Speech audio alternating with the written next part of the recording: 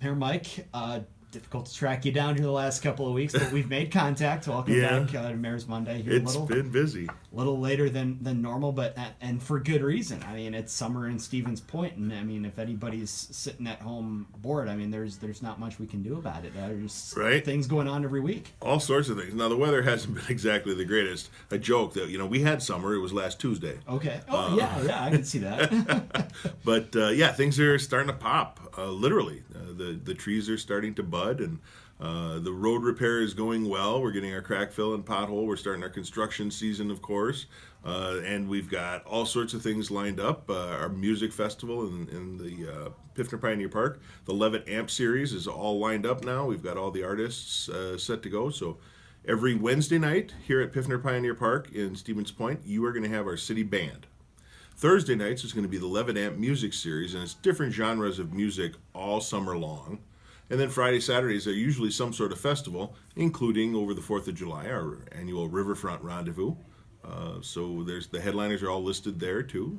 So check it out at stevenspoint.com and come on down. Yeah, absolutely. Riverfront Rendezvous. I mean, I can say this because we are going to be partnering with you folks down here in Stevens Point for that again here at the Midwest Communications family. It's something that we're proud to be a part of because it's a great community event as well, and I'm sure you are proud to have it in there because you're filling up hotels for the 4th of July weekend for 3 or 4 nights, and you've got a lot of people in town spending money. Yeah, it's a big deal, but really it's the community festival. Like I said, Piffner Pioneer Park, over the last couple of years, we have really amped it up a little bit with all of the different features. The Cultural Commons, which is kind of a park within a park, is set to have their final ribbon cutting in early June, late May. So that's going to be cool. Come on down and see that. And that's, for those of you who don't know, Cultural Commons is kind of, it's working with the Rotary Club and our sister and partner cities to do a little cultural mini park within Piffner Pioneer Park. So our sister city in Russia, Rostov-Veliki, has a third of the park, and the mayor, former mayor, and I have gone in together and actually had a bell cast. Now, Rostov-Veliki is known for its bell tower, gorgeous music. You can Google it or YouTube it, and you'll see the bell towers there. So we cast a bell to kind of commemorate not only our friendship, but add it to the Cultural Commons. That's being shipped. I just got a notice the other day that the mayor is preparing for shipment. So we should have that bell here in probably just a couple of weeks. Gulch, Poland is our Polish sister city, and they have some unique features there that they're installing in their third of the park. They have a water feature and a bridge. It's a small community in northwest Poland, but very indicative of the Polish culture that we have here in Stevens Point. And then Esteli, Nicaragua is not a sister city, it's a partner city, which was started through Partners of the Americas during the Kennedy administration. And we do a lot of work with mostly humanitarian type work, sending donations down, things like that. And they have a third of the park too. When we were down there last year, we brought back a stone carving that's going to go in the Cultural Commons Park. That's set to roll. We're also looking at putting a boat dock down there, one of our first official docks, to try and bridge that gap between the downtown and the park, because we got 6 lanes of road between the two. And we want people to come down and enjoy it, whether you're coming down the river to listen to our music festivals or grabbing a bite to eat downtown. We want to give you a place to do that. So all sorts of things going on at the park. Yeah, absolutely. I like the sound of boat dock parking there as well for some of the music festivals and things like that. I mean, people hang out there on the boat and take it in. I mean, riverfront is such a I guess you could say a buzzword from cities like Stevens Point, Wisconsin Rapids, and Wausau, and taking advantage of that in every way possible is something that can help the city grow. It is, absolutely. And, we all do a little bit different things with our riverfronts, Wausau, Stevens Point, and Wisconsin Rapids. And one of the other things about Riverfront Rendezvous this year, a couple of years ago, I started kind of a donation, a GoFundMe for the fireworks here in Stevens Point. Many of the other surrounding communities do it almost exclusively through donations, so we started that. Well, this year some people really stepped up, so I think we're going to see one of the best fireworks shows that we've ever had this 4th of July here in Riverfront Rendezvous. And I will be here for that as well from WSAU. I got to drive the vehicle in the parade. It's my holiday to work. Oh, nice. And that's how I'd want to spend it, with fireworks and participating in a great community event. So I'll be looking forward to it. Awesome. And of course, the parks. We're talking about parks. You got to have somebody to run the parks.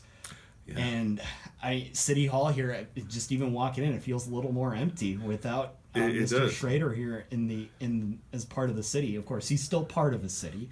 He's not gone completely. He's just not working here. He's just not working here. He's not getting paid anymore. That's really what it comes down to. That's really what it comes down to. Because I know he'll still be very involved. Tom is the kind of guy that, after 36 plus years of working in the Parks Department, he retired. And we wish him all the best. His legacy will live on for a very, very long time. But the impact that he's had on our community is pretty significant. And it's a huge legacy that he leaves, but he will remain part of our community, and I know he's going to be involved. I tried getting him to run for council, but he says absolutely not. I'm kidding. But we have extended an offer to another candidate. We had over 30 applicants for the replacement of the Parks Director position, and we conducted interviews with the team. Former Director Schrader and I went through the applications, and we had an interview team go through, and we've made an offer. We haven't heard officially yet that this person will be accepting it, but I expect to hear that, if not today, tomorrow, and we'll get that in front of council for approval. And then we'll have a brand new Parks Director. I hope that this person will see our community the way it is, that we are absolutely awesome, and we want to keep making those awesome things even better. And we really cherish our trees and our parks, our diversity, our wildlife, but also our recreational opportunities. That's a big part of why people choose Stevens Point. Yeah, and of course, you mentioned that you going through the application process like this. You mentioned 30 candidates, and that, to me, over 30 for a position like this, to me that seems like a lot. I mean, you obviously had a lot of interest in this position, and it probably comes from everything that Stevens Point has to offer. It is. They all want to be part of it. Yeah, absolutely. I wish we could have said yes to everybody, but it was pretty wild. There was literally all over the country. Mm-hmm. And of course, the first time that you've had to fill this position in a while too. So the first time that you've had this position, out there electronically for people to see from across the country. So that's also, good to know that Stevens Point reputation it's kind of preceding it there. It is. And in going through the interviews, most of the people talked about, I've been watching the city the past couple of years and the things you're doing up there in Stevens Point. We really like that. I want to be part of that. And that's literally what they said. Mm-hmm. And of course, you mentioned Mr. Schrader's legacy. He does have a trail named after him. That's now open as well. I mean, have you had a chance to kind of check out the new trail yet and see what it has to offer? So the Schrader Connection is part of the Green Circle Trail, which Tom was instrumental in forming. People all over the world know about our Green Circle Trail. And we added some additional trail space to it through what they call a Rails to Trails program. It was a former railroad line that was abandoned. So the city acquired it, and it spans the city of Stevens Point, Portage County, and the village of Whiting.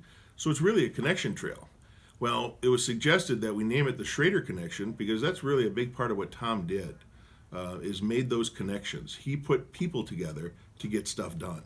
And I thought that was pretty important to recognize that. We're connecting Stevens Point, Portage County, and Whiting with the trail. And Tom, over his years, has made so many connections to get the wonderful things in this city done.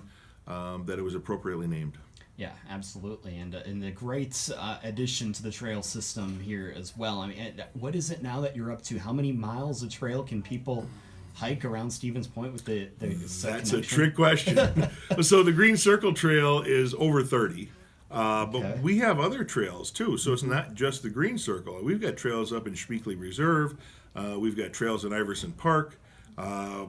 I wouldn't even want to chance a guess on how many trails we have in the city, but I can tell you that about 2 years ago, I got involved in a program that's nationwide, and we set a goal, and that goal was to have every residence in the city of Stevens Point have no more than a 10-minute walk to a city park, and we're about 92% right now. You can watch it, go online to our city website and see.